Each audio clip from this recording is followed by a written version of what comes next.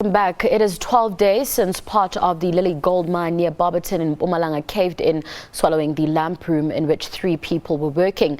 Since then, there have been 2 more collapses, halting efforts to reach the 3. Our reporter Sibongile Mkani-Mpolweni is at the mine and joins us now with the latest. Good evening, Sibongile. Now, we understand that the Minister of Minerals and Resources is expected at the mine. Any updates on this? Has he been there? Good evening, Tabile. The minister was here. He did arrive and he went inside into the mine where he was briefed by the safety teams that went underground to assess the safety of the mine underground so that the operations can resume. When he came outside, he addressed us together with the mine management and AMCU leader, Mr. Matunjwa. They told us that the operation, the rescue operation, will resume in 2 weeks' time. In 2 weeks' time. Now, you've just mentioned that the minister was there and he gave you feedback. What was the reaction like? Because we know that the family members have been there waiting to find out if the rescue mission will continue. 2 weeks is a long time considering we're already on 12 days. Yes, 2 weeks is a very long time indeed. They first briefed the families and explained to them why it will take 2 weeks, which is the same thing they did with us. The reason the operation will only resume in 2 weeks' time is because the mine, when it collapsed again on Saturday, it closed the second entry point or an exit point.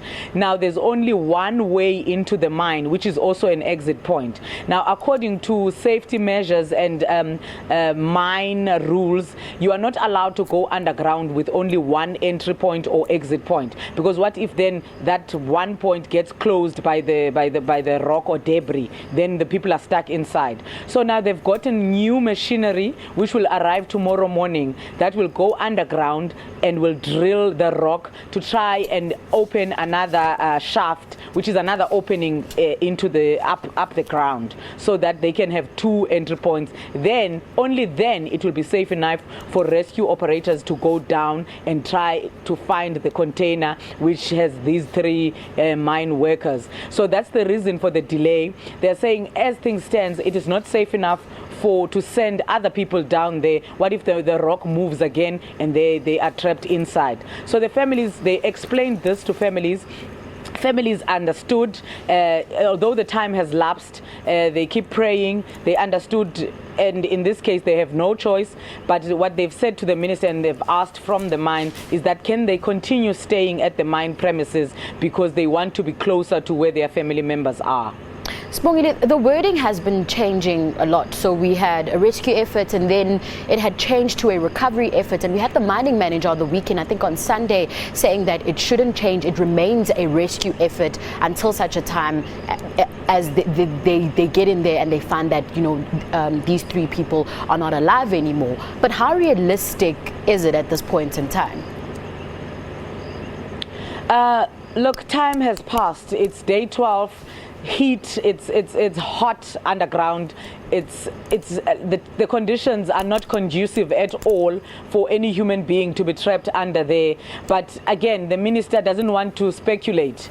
We understand, and we may think that the conditions are not favorable for those people, but we remain hopeful, and the minister doesn't want to say declare them dead yet until they have found them. So, which is what the families are saying as well. They don't even want to go there, Tabile, is to think that they have passed on. They are praying and they're saying that their faith will keep them going until they see their bodies. So no one is declaring that they are dead, which is why the minister won't say today. He refused flatly to say that the operation has changed from a rescue to a recovery. He's saying that they still want to find the container first before they can declare what kind of operation this is.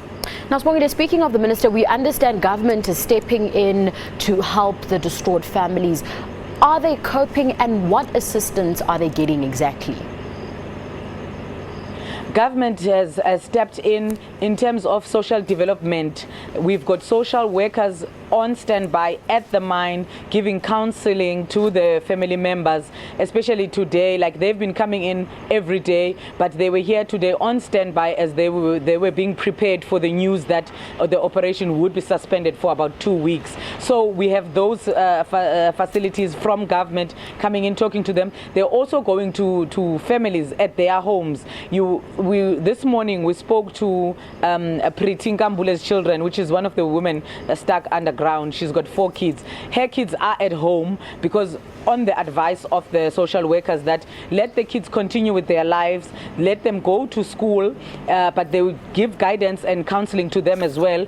So the people that are at the mine is the grandparents, the other family members, but both those that are at home and at the mine are receiving counseling, as well as the place where they are sleeping in. We've heard that they are satisfied. They've been given blankets, they're given food. So those are the kinds of support that they are getting from the government as well as the mine. Sibongile, just finally, the Association of Mine Workers and Construction Union, AMCU, has been quite vocal in the past 12 days. They were also expected to address the media, right? Have they addressed the media? Yes, AMCU leader Joseph Matunjwa was here. In fact, he went underground several times with the rescue team over the weekend. Since last week, he's been at the mine. He also accepted the report of the safety people that went underground to determine the safety of the mine, because he's also a former mine worker. So he says that when he went down last week before the mine collapsed, and on Saturday when the ground actually moved, they were underground there. So he experienced it for himself, and is satisfied with the report that it is not safe enough and that they need this machinery that will arrive tomorrow so that they can drill again in order for those people that will be rescuing to have an escape route. So he also spoke to the families, and they understood where he was coming from, seeing that because they take him as one of their own and a person who's recently gone underground. So he's also satisfied with what is being done by government and also by the mine, and they are saying that they will continue to give support, and he will be here to check on the progress. It is also very important for me to mention that even though they are saying that the rescue operation will resume in 2 weeks' time, they're saying that by next week, because the machinery arrives tomorrow and will start drilling tomorrow, by next week they will know whether that time can be shortened to maybe a week or lesser. Sibongile, we'll have to leave it there. Thank you very much for that update. That was our reporter, Sibongile Mkani-Mpolweni, speaking to us from the Barberton Lily mine, where 3 miners still remain trapped after a collapse.